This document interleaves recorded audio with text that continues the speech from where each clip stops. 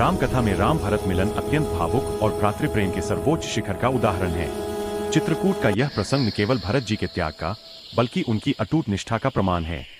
जब तर्कों और स्नेह के बाद भी राम जी ने वनवास का निर्णय नहीं बदला, तो भरत जी ने प्रभु की चरण पादुका मांगकर अयोध्या के शासन का एक नया इतिहास लिख दिया। गोस्वामी तुलसीदास जी ने श्री रामचरितमानस में इस क्षण का बहुत ही सुंदर वर्णन किया है। भरत जी के लिए वे खड़ाऊ केवल लकड़ी की पादुकाएं नहीं थीं, बल्कि प्रजा की रक्षा करने वाले पहरेदार थे। प्रभु करी कृपा पावरी दीन ही, सादर भरत सीस धरी लीन ही, चरण पीठ करुणा निधान के, जनु जुग जाम प्रजा प्राण के। अर्थात प्रभु ने कृपा करके खड़ाऊ दे दी और भरत जी ने आदर पूर्वक उन्हें सिर पर धारण कर लिया। वे करुण अनिधान श्री राम जी की चरण पादुकाएं भरत जी के लिए, प्रजा के प्राणों की रक्षा करने के लिए मानो दो पहरेदार है।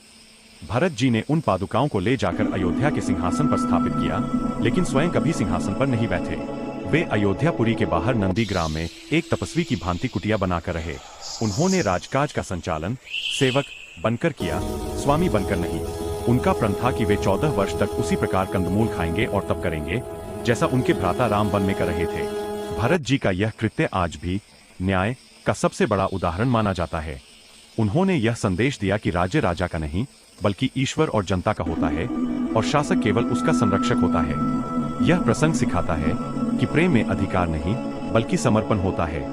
भरत जी ने राम जी को वन से लौटने के लिए विवश नहीं किया, बल्कि उनकी आज्ञा को शिरोधार्य कर उनके वियोग को ही अपनी तपस्या बना लिया।